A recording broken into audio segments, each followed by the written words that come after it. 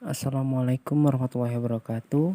Kami dari kelompok 3 kelas X5C untuk mata kuliah Fisiologi Hewan akan mempresentasikan materi tentang sistem pernapasan pada manusia. Poin-poin yang akan kami sajikan yaitu antara lain pengertian pernapasan, fungsi sistem pernapasan, jenis pernapasan, organ dan bagian-bagian sistem pernapasan, volume udara pernapasan, energi dan pernapasan, frekuensi pernapasan, dan kelainan serta penyakit dalam sistem pernapasan. Yang pertama ada pengertian. Sistem pernapasan pada manusia adalah sekumpulan organ yang terlibat dalam proses pertukaran gas oksigen dan karbon dioksida dalam darah. Pernapasan atau disebut juga respirasi, yaitu suatu proses mulai dari pengambilan oksigen, pengeluaran karbohidrat, hingga penggunaan energi di dalam tubuh. Manusia dalam bernapas menghirup oksigen dalam udara bebas dan membuang karbon dioksida ke lingkungan. Dalam bernapas, umumnya manusia membutuhkan 300 liter oksigen dalam sehari. Namun itu juga tergantung dari aktivitas yang dilakukan, ukuran tubuh, dan jenis makanan yang dikonsumsi. Selanjutnya ada fungsi sistem pernapasan pada manusia. Yang pertama yaitu menghirup dan menghembuskan udara untuk bernapas. Pada paru-paru, udara dihirup melalui rongga hidung. Selanjutnya akan bergerak melalui faring, laring, dan trakea, lalu menuju paru-paru. Selanjutnya udara akan dihembuskan keluar dan mengalir melalui jalur yang sama. Ketika menghirup udara, diafragma dan tulang rusuk terangkat. Saat volume paru meningkat, tekanan udara turun dan udara masuk. Saat memberikan nafas, otot menjadi rileks, paru menjadi lebih kecil dan udara keluar. Lalu fungsi yang kedua yaitu pertukaran gas antara paru-paru dan aliran darah. Proses ini disebut respirasi eksternal dan terjadi di alveoli. Oksigen yang dihirup akan mengikat molekul hemoglobin dalam sel darah merah dan dipompa melalui aliran darah. Lalu fungsi yang ketiga, pertukaran gas antara aliran darah dan jaringan di dalam tubuh. Proses ini disebut respirasi internal, di mana aliran darah akan mengalirkan oksigen ke sel tubuh dan membuang limbah karbon dioksida. Pada proses ini, sel darah merah akan membawa oksigen yang diserap dari paru-paru ke seluruh tubuh melalui pembuluh darah. Lalu yang keempat yaitu menciptakan suara. Udara yang menggetarkan pita suara akan menciptakan sebuah suara. Suara ini dibentuk oleh struktur di saluran pernapasan bagian atas. Selama bernafas, udara akan mengalir dari paru-paru ke kotak suara. Lalu yang kelima yaitu mencium bau. Proses penciuman dimulai dengan serat penciuman yang melapisi rongga hidung.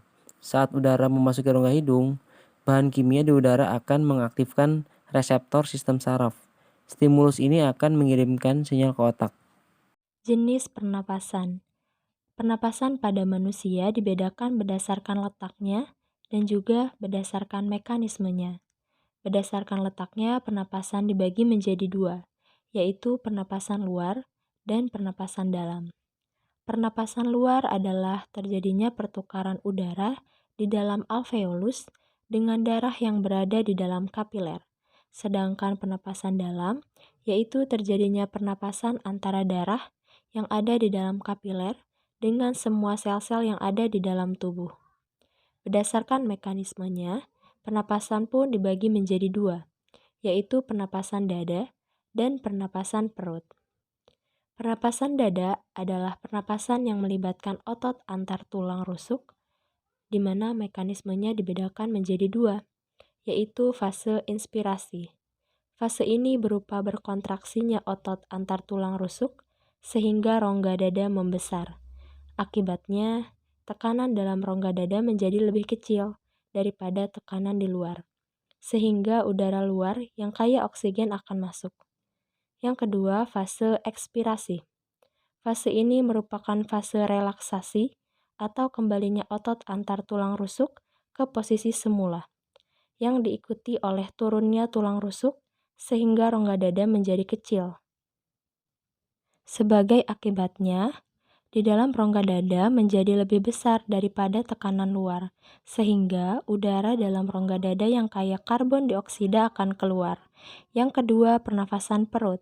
Pernafasan perut merupakan pernafasan yang mekanismenya melibatkan aktivitas otot-otot diafragma yang membatasi rongga perut dada. Mekanismenya dibagi menjadi dua. Yang pertama, fase inspirasi. Pada fase ini, otot diafragma berkontraksi, sehingga diafragma mendatar. Akibatnya, rongga dada membesar dan tekanan menjadi kecil, sehingga udara luar dapat masuk. Yang kedua, fase ekspirasi. Merupakan fase berelaksasinya otot diafragma atau kembali ke posisi semula, yaitu mengembang, sehingga rongga dada mengecil dan tekanan menjadi lebih besar. Akibatnya udara keluar dari paru-paru. Organ dan bagian-bagian sistem pernapasan pada manusia. Dapat kita lihat pada gambar di samping merupakan organ dan bagian-bagian sistem pernapasan pada manusia. Sistem pernapasan pada manusia terdiri atas yang pertama ada rongga hidung atau cavum nasalis. Udara dari luar akan masuk lewat rongga hidung atau cavum nasalis. Rongga hidung berlapis berselaput lendir yang di dalamnya terdapat kelenjar minyak atau kelenjar sebasea dan kelenjar keringat atau kelenjar sudorifera. Selaput lendir ini berfungsi menangkap benda asing yang masuk lewat saluran pernapasan. Selain itu juga terdapat rambut-rambut pendek dan tebal yang berfungsi menyaring partikel kotoran yang masuk bersama udara. Kemudian berikutnya ada faring atau tenggorokan. Udara dari rongga hidung masuk ke faring, di mana faring memiliki cabang dua saluran, yaitu saluran pernapasan nasofarinx pada bagian depan dan saluran pencernaan orofarinx pada bagian belakang. Pada bagian belakang faring atau disebut posterior terdapat laring atau tekak di mana terletak pita suara atau pita vokalis. Masuknya udara melalui faring akan menyebabkan pita suara bergetar dan terdengar sebagai udara. Kemudian berikutnya ada batang tenggorokan atau trakea. Tenggorokan berupa pipa yang panjangnya lebih dari 10 cm, terletak sebagian di leher dan sebagian di rongga dada atau torak. Dinding tenggorokan tipis dan kaku yang dikelilingi oleh cincin tulang rawan. Dan pada bagian ini terdapat rongga bersilia, di mana fungsinya menyaring benda-benda asing yang masuk melalui pernapasan. Kemudian batang tenggorokan atau trakea terletak di sebelah depan kerongkongan. Di dalam rongga dada, batang tenggorokan bercabang menjadi dua cabang tenggorokan atau bronkus. Kemudian yang berikutnya ada pangkal tenggorokan atau laring. Laring merupakan suatu saluran yang dikelilingi oleh tulang rawan. Laring berada di antara orofaring dan trakea di depan lariofaring. Salah satu tulang rawan pada laring disebut epiglotis. Epiglotis letak di ujung bagian pangkal taring. Kemudian yang berikutnya ada cabang batang tenggorokan atau bronkus. Tenggorokan atau trakea bercabang menjadi dua bagian, yaitu bronkus kanan dan bronkus kiri. Struktur lapisan mukosa bronkus sama dengan trakea. Hanya tulang rawan bronkus bentuknya tidak teratur, dan pada bagian bronkus yang lebih besar, cincin tulang rawannya melingkari lumen dengan sempurna. Bronkus bercabang-cabang lagi menjadi bronkiolus. Batang tenggorokan bercabang menjadi dua bronkus, yaitu bronkus sebelah kiri dan juga sebelah kanan. Kedua bronkus menuju paru-paru, bronkus bercabang lagi menjadi bronkiolus. Dan bronkus sebelah kanan atau bronkus primus bercabang menjadi tiga bronkus lobaris atau bronkus sekunder, sedangkan bronkus sebelah kiri bercabang menjadi dua bronkiolus. Kemudian yang terakhir ada paru-paru atau pulmo. Paru-paru terletak di dalam rongga dada bagian atas. Di bagian samping dibatasi oleh otot tanusuk dan di bagian bawahnya dibatasi oleh diafragma yang berotot kuat. Paru-paru ada dua bagian, yaitu paru-paru kanan atau pulmodexter yang terdiri atas 3 lobus dan paru-paru kiri atau pulmosinister yang terdiri dari 2 lobus. Paru-paru dibungkus oleh 2 selaput yang tipis yang disebut sebagai pleura. Volume udara pernapasan. Dalam keadaan normal, volume udara paru-paru manusia mencapai 4.500 cc. Udara ini dikenal sebagai kapasitas total udara pernapasan manusia. Walaupun demikian, kapasitas vital udara yang digunakan dalam proses bernapas mencapai 3.500 cc. Yang 1000 cc merupakan sisa udara yang tidak dapat digunakan tetapi senantiasa mengisi bagian paru-paru sebagai residu atau udara sisa. Kapasitas vital adalah jumlah udara maksimum yang dapat dikeluarkan seseorang setelah mengisi paru-parunya secara maksimum.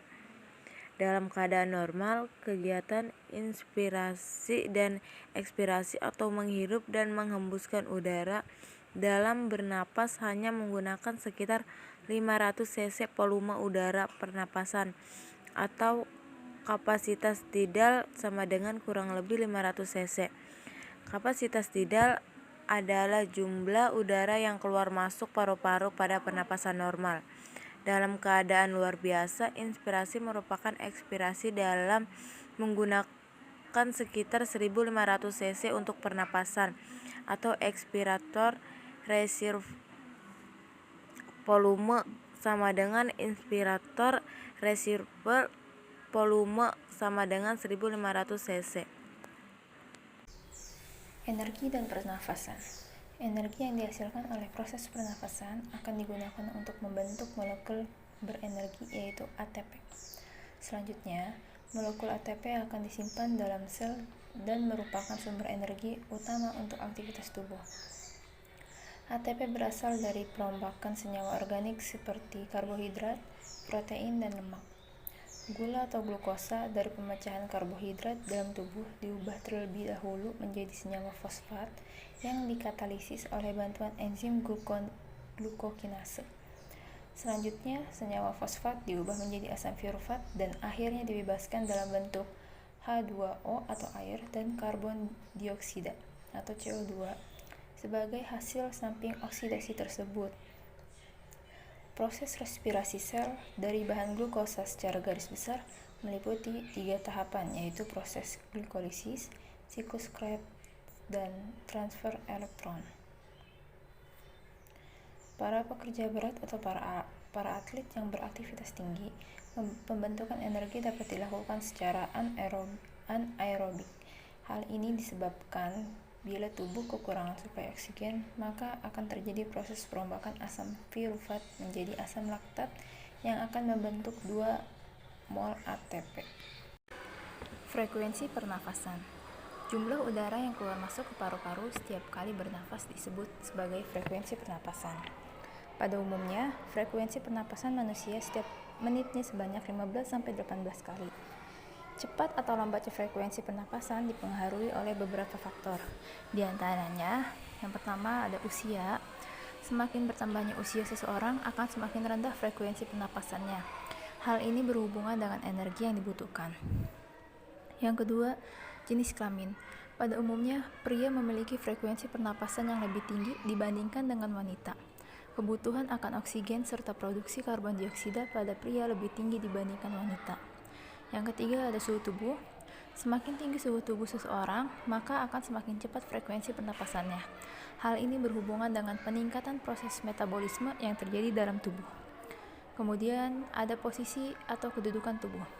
Frekuensi pernapasan ketika sedang duduk akan berbeda dibandingkan dengan ketika sedang berjongkok atau berdiri. Hal ini berhubungan erat dengan energi yang dibutuhkan oleh organ tubuh sebagai tumpuan berat tubuh. Dan terakhir ada aktivitas. Seseorang yang aktivitas fisiknya tinggi seperti olahragawan akan membutuhkan lebih banyak energi daripada orang yang diamati santai. Oleh karena itu, frekuensi pernapasan orang tersebut juga lebih tinggi. Gerakan dan frekuensi pernapasan diatur oleh pusat pernapasan yang terdapat di otak. Selain itu, frekuensi pernapasan distimulus oleh konsentrasi karbon dioksida dalam darah.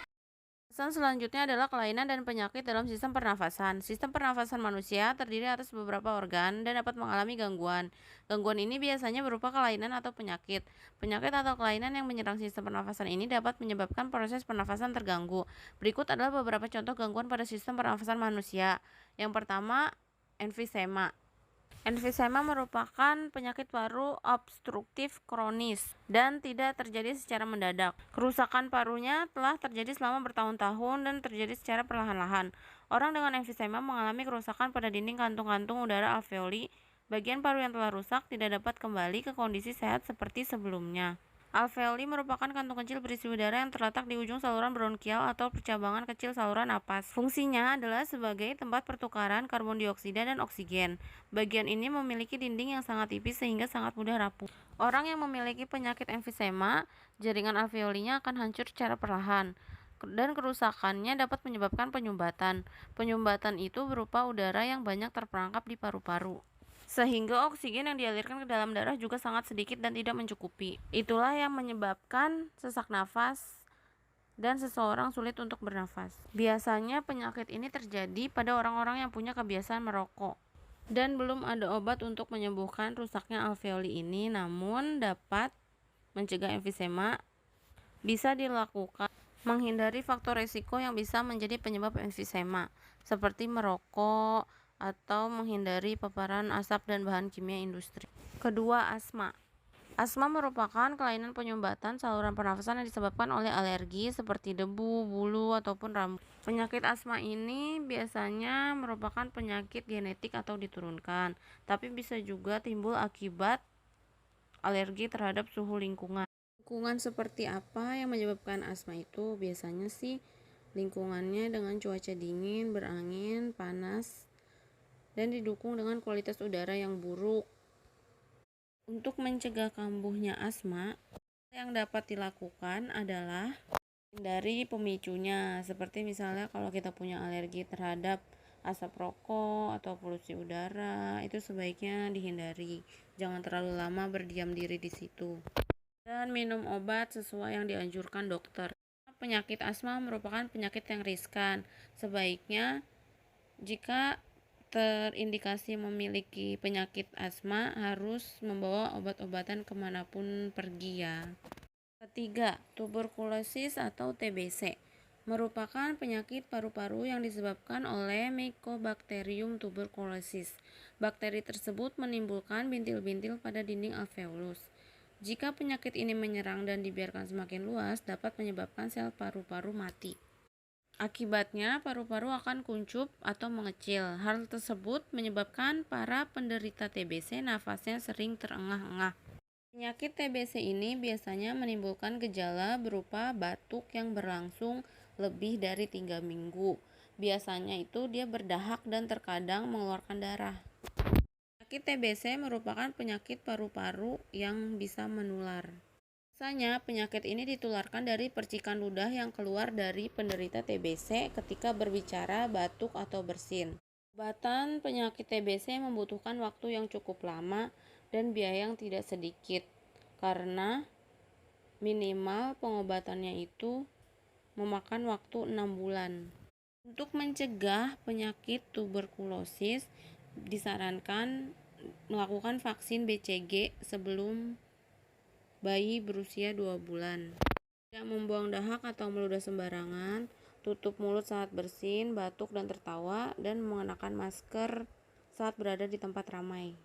Keempat, influenza atau flu merupakan penyakit yang disebabkan oleh virus influenza. Penyakit ini ditimbulkan dengan gejala-gejala bersin, demam, dan pilek. Penyakit flu ini tidak diharuskan minum obat karena penyakit ini bisa sembuh sendirinya. Jika penyakit flu-nya sudah lebih dari 3 hari, disarankan hanya meminum vitamin. 5. Kanker paru-paru. Penyakit ini merupakan salah satu yang paling berbahaya karena sel-sel kanker pada paru-paru terus tumbuh tidak terkendali. Penyakit ini lama-kelamaan dapat menyerang seluruh tubuh. Salah satu pemicu kanker paru-paru adalah kebiasaan merokok. Merokok dapat memicu terjadinya kanker paru-paru dan kerusakan paru-paru.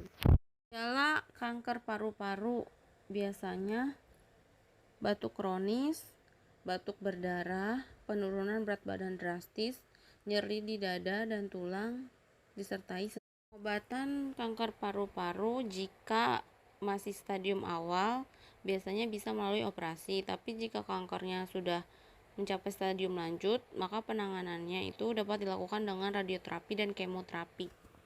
Yang keenam, hipertrofi dan hiperplasia. Hipertrofi itu disebabkan oleh sel mukosa yang membesar, sedangkan hiperplasia disebabkan oleh kelenjar mukus yang terus bertambah. Penyakit ini juga disebabkan oleh merokok karena menyebabkan perubahan struktur dan fungsi saluran pernafasan dan jaringan paru-paru. Dapat pula terjadi radang ringan, penyempitan saluran pernafasan akibat bertambahnya sel-sel dan penumpukan lendir, dan kerusakan alveoli. Perubahan anatomi saluran pernafasan menyebabkan fungsi paru-paru terganggu. Sekian pembahasan materi kelompok 3 tentang sistem pernafasan pada manusia. Semoga pemaparan materi ini bisa mengerti dan dipahami. Kurang lebihnya mohon maaf. Terima kasih. Assalamualaikum warahmatullahi wabarakatuh.